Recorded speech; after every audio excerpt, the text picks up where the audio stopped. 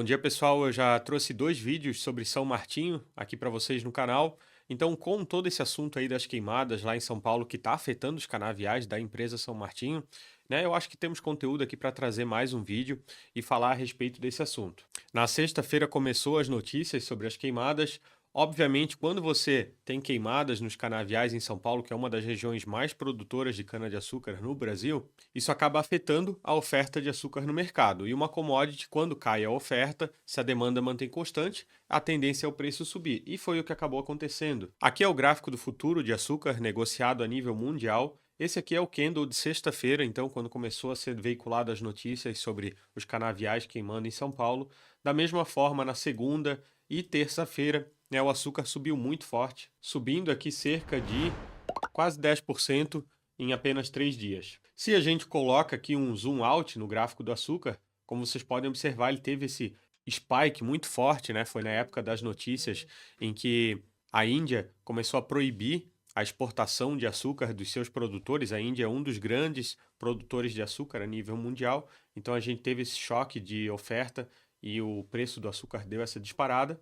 Desde então, né, começou essa correção, mas ainda estamos com açúcar acima das médias históricas. Tá? Esse nível aqui de preço de açúcar ainda é muito rentável para as empresas sucroalcooleiras. É importante comentar que dentro dessa subida aqui do contrato de açúcar, boa parte disso é movimento das tradings que operam de forma especulativa aqui o açúcar, os fundos especulativos de commodities, que tem boa parte deles estão vendidos em açúcar. Essa informação, inclusive, eu trago lá do canal do Ale Delara, que fala só sobre commodities e traz ótimas informações aqui, né, sobre o mundo de commodities. Então, temos muitos fundos ainda vendidos em açúcar e com esse medo, então, desse choque de oferta, boa parte desses fundos começaram a zerar, a recomprar suas posições, então a gente teve essa movimentação. Como é que isso se refletiu no gráfico de São Martinho? E daí aqui é onde chama a atenção do mercado, né?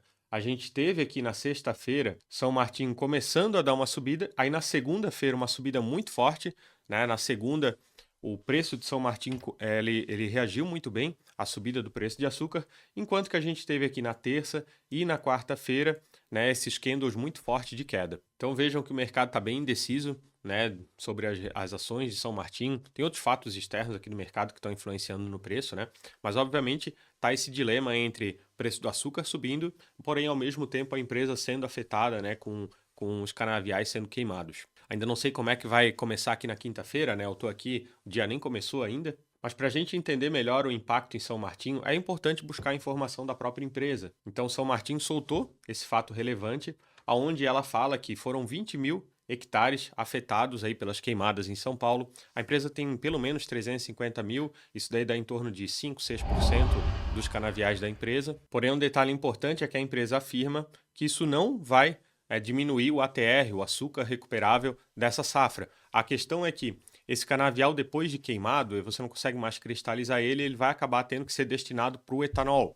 E o etanol, apesar de vir numa subida de preços, até eu vou mostrar aqui, ainda o açúcar é algo que tem um pouco mais de margem para São Martinho. Mas eu não diria que isso chega a ser um problema, porque se você pega aqui, né, inclusive isso daqui é do último vídeo que a gente fez sobre São Martinho, ó.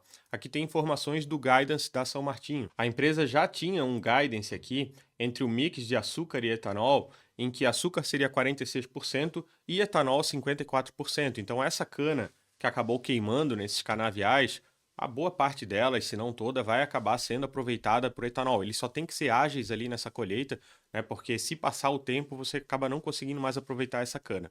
Tá? Então, eles já afirmaram que não vai ter prejuízo no ATR, que é o açúcar recuperável, né, desses canaviais, mas com certeza algum prejuízo teve. A questão é quanto de prejuízo e essa questão da compensação do aumento do preço do açúcar. Então, você está diminuindo agora oferta de açúcar no mercado, porque não foi só São Martinho que foi impactada, né? Esse ano de 2024 já está sendo uma safra pior. A gente teve 2023 um dos melhores anos para o setor sucroalcooleiro brasileiro na questão de produção, né?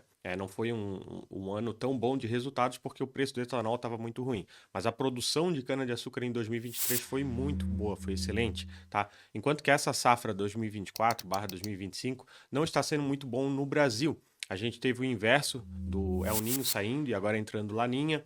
Agora todas essas queimadas aqui na região de São Paulo, tá? Boa parte dos canaviais estão em São Paulo. Existe inclusive suspeita de que talvez tenha sido um movimento coordenado, né, com influência do PCC, porque teve notícia ali de que alguns canaviais onde o PCC tem tentáculos em cima da operação, parece que não foram afetados, né, enquanto que os canaviais de São Martinho, canaviais também da Raízen, foram afetados ali na região de São Paulo. Tá, então isso daí vai diminuir a oferta no mercado e nós já temos aí um choque de oferta porque a safra de 2024-25 já não está muito boa. Hoje o que vai segurar o mercado a nível mundial de açúcar, a gente tem a Índia, que historicamente é um grande produtor, mas vai consumir toda a safra de forma interna lá, então não vai exportar. Nós temos a Tailândia, que está surpreendendo positivamente, está produzindo muito bem e vai exportar. E o Brasil também, que é um dos produtores de açúcar relevantes a nível mundial, né? Seriam os três. Hoje o Brasil é um mais importante deles.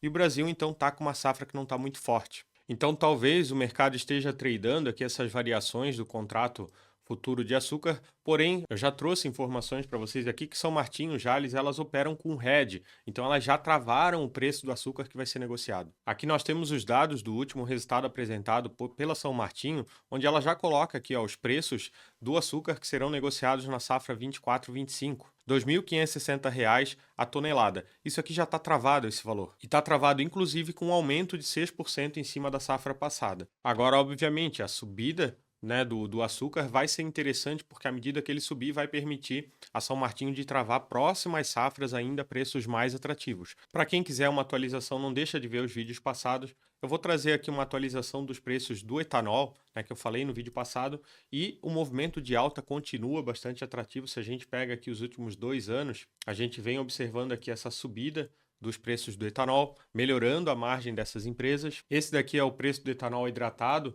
né, que é utilizado para os veículos que utilizam apenas etanol, mas se a gente pega aqui o etanol anidro, que é utilizado como mistura da gasolina, nos últimos 2 anos ele teve uma subida ainda melhor. Ó. Como eu já disse, isso daqui vai ficar ainda mais atrativo quando o PL do combustível do futuro for aprovado, que vai aumentar a porcentagem de etanol na mistura de gasolina já de forma instantânea. Talvez isso aconteça esse ano e vai aumentar ainda mais a demanda de etanol. Então esses preços de etanol tendem a ter uma subida sustentável. A São Martinho é uma empresa que faz etanol não apenas da cana-de-açúcar, tá? Ela também faz etanol a partir do milho. E vejam aqui como é que está o milho, ó. O milho está nas mínimas aqui, né? Isso daqui é um gráfico que puxa desde 2022, onde a gente teve alta das commodities, e desde então o milho vem caindo muito forte, né?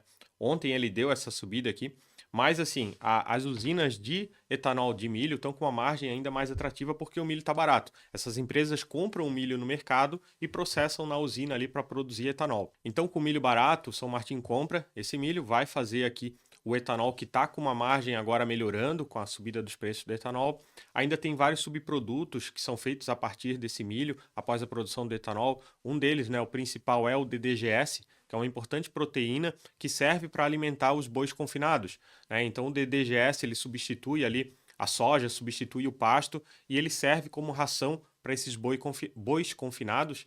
Então isso melhora também a margem dessa estrutura das usinas de etanol de milho. Então essa é mais uma informação para complementar o vídeo anterior, né? Como eu disse, o vídeo anterior vai estar aqui onde a gente falou um pouco mais sobre os resultados das empresas. Quem se interessou sobre São Martinho e Jalles, não deixa de ver, tá? Ainda mais um comentário, né? Jalles não tem essas operações aqui em etanol a partir do milho. A Jalles está avaliando em investir um próximo CAPEX justamente para fazer usinas que possam fazer etanol a partir do milho e não só da cana-de-açúcar. Mas o objetivo principal era realmente falar aqui, né, sobre as queimadas, sobre a volatilidade no preço aqui de São Martinho. Tá? A volatilidade implícita para quem opera opções subiu bastante aqui no papel da São Martinho. Ela ontem caiu forte, obviamente, junto com todas as small caps que caíram muito forte no mercado, né, com a subida de juros futuros, de toda a curva de juros futuros aqui no Brasil que subiu ontem. Então, ela, assim como todas as outras pequenas empresas, as small caps, mid caps no Brasil, praticamente tudo caiu e ontem apenas Petrobras e os bancões que subiram, né? Então São Martinho é uma das que também apanhou bastante no dia de ontem e vamos ver como é que vai ser o restante da semana. Mas lembrando, o mais importante é você avaliar o longo prazo, né? As boas perspectivas desse tipo de empresa aqui sucroalcooleira, que a gente já falou nos outros vídeos. E se você quiser algum auxílio para auxiliar a montar uma carteira de longo prazo, não deixa de conversar com a gente, nós temos assessoria na XP. O link vai estar aqui na descrição, tá? Conheça ali os benefícios da nossa assessoria, vai ter link, lá você consegue chamar no WhatsApp a gente para trocar uma ideia, né? E você conhecer e a gente poder então fazer uma consultoria e te alinhar uma carteira de longo prazo.